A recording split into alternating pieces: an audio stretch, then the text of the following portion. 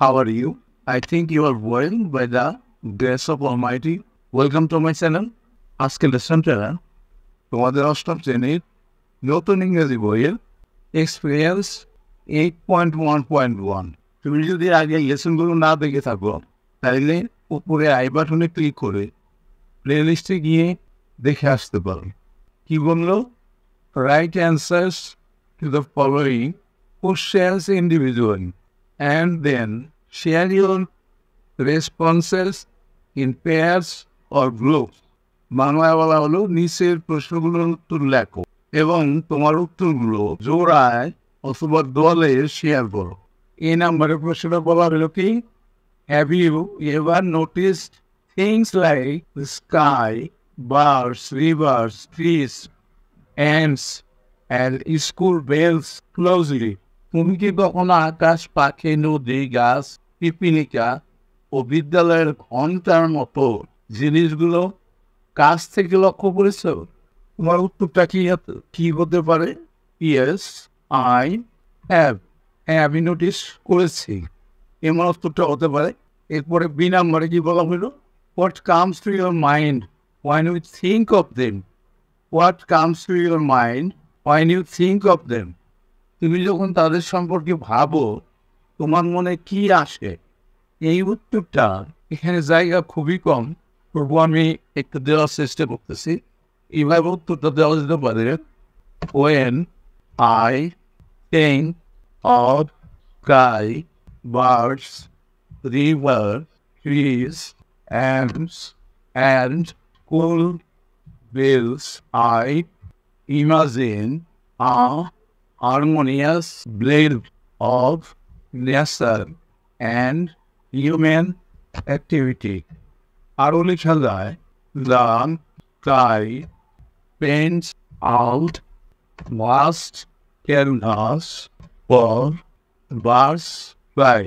আরেকটু বাড়ায় লিখতে পারো, আমি এখানেই শেষ করলাম। আরো লিখতে পারি আমরা, rivers to flow and trees through soil, ants really navigate this environment while school bells punctuate the rhyme of learning and life. যেখানে জায়গা পাওয়া গেল সেখানে কিন্তু লেখা হয়েছে বাংলাটা বললো, আমি যখন আকাশ, পাখি, নদী, গাছ, পিপিলিকা ও বিদ্যালয়ের ঘন্টার কথা ভাবি তখন আমি প্রকৃতি মানুষের মধ্যে একটি ছন্দময় যোগসূত্র খুঁজে পাই। আকাশ তার বিশাল ক্যানভাস এঁকেছে পাখিদের উড়ালের জন্য, নদীগুলি প্রবাহিত হওয়ার জন্য, আর গাছপালা আন্দোলিত হওয়ার জন্য। পিপিলিকারা স্বাধীনভাবে এই পরিবেশে ঘুরে বেড়ায়, আর অন্যদিকে বিদ্যালয়ের ঘন্টা লেখাপড়া ও জীবনের ছন্দের উপর জোর প্রদান করে। এভাবে উত্তরটা লিখতে পারো অথবা তোমার ভাষায় লিখতে পারো। এবার আমরা দেখি যে সি নাম্বারের প্রশ্নটা কি বলবো। How do you describe your feeling about them? কিভাবে তুমি এগুলো সম্পর্কে তোমার অনুভূতিটা ব্যক্ত করবে? You can write your feelings in the, তোমার অনুভূতিটা ফলোয়িং ওয়ে, নিচের টেবিলে লিখতে পারো। One is given as an example, একটা উদাহরণস্বরূপ দেওয়া হয়। দুইটা কলাম আছে এখানে, একটা আছে নেম অফ দ্য থিং, যেমন দ্য স্কাই, আর দ্বিতীয় কলামে আছে ইউর ফিলিংস অ্যাবাউট দেম, আর এর সম্পর্কে তোমার অনুভূতিটা। স্কাই সম্পর্কে অনুভূতিটা তোমার কেমন, যেটা উদাহরণ দিয়ে দেওয়া হয়েছে। When I notice the sky, I love its vastness. আমি যখন আকাশকে লক্ষ্য করি আমি এর বিশালতাকে ভালোবাসি। সো ইউ ক্যান সে, সুতরাং তুমি বলতে পারো দ্য স্কাই ইজ ভাস্ট, আকাশ বিশাল। এরপর আছে বার্ড, পাখি। পাখি সম্পর্কে তুমি কিছু বলবা, এই পাশে লিখতে হবে। When I notice a bird, I like its beauty and freedom. আরও লিখতে পারো, their colorful feathers and melodious songs bring joy to the natural world. So I can say verse enhance the beauty of nature. Really, verse সম্পর্কে আমরা কি লিখলাম? When I notice a bird, I like its beauty and freedom. The colorful feathers and melodious song bring joy to the natural world. So I can say birds enhance the beauty of nature. আমি যখন একটি পাখি দেখি আমি এর সৌন্দর্য আর বিহঙ্গতা পছন্দ করি। এই রঙিন পালক এবং সমুদ্র গান প্রকৃতির রাজ্যে আনন্দ বয়ে আনে। সুতরাং আমি বলতে পারি পাখি প্রকৃতির সৌন্দর্য বর্ধন করে। কীভাবে লিখতে পারো অথবা তোমার নিজের মনের মতো করে লিখতে পারো। এরপর আছে রিভার, নদী। নদী সম্পর্কে কি লিখতে পারো? When I think of a river, I appreciate its continuous flow. যখন আমি একটি নদীর কথা চিন্তা করি আমি তখন এর অবিরত বয়ে চলা এবং its role in shaping the landscapes it goes in. এবং প্রবাহমান পথে ভূমি গঠনের ভূমিকার প্রশংসা করি। সুতরাং rivers are lifeline for numerous ecosystem and commodities. And আমি কি লিখলাম? When I think of a river, যখন আমি একটা নদীর কথা চিন্তা করি আর I appreciate its continuous flow and its role in shaping the landscapes it goes on.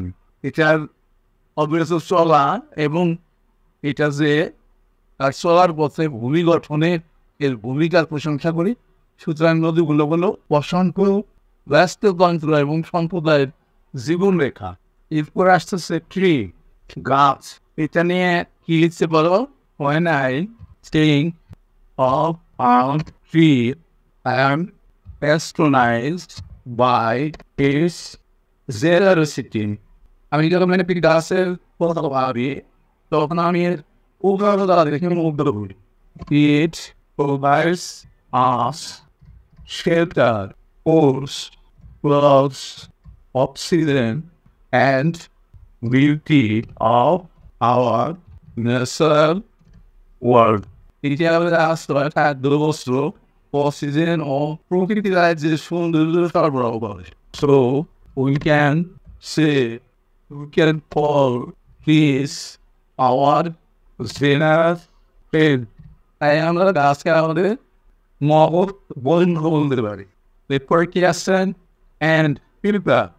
When I think of an ant and wonder with the perseverance, industriousness, social bond of it. আমি যখন পৃথিবীর কথা ভাবি আমি এর অধ্যবসায়ের পরিশ্রমী ও স্বাভাবিক বন্ধন দেখে মুগ্ধ করি। So I can say that ant is industrial. সুতরাং আমরা বলতে পারি যে পৃথিবীর পরিশ্রমী। এরপর আছে তাই স্কুল বেল, স্কুলের ঘন্টা। এটা নিয়ে আমরা কি লিখতে পারি?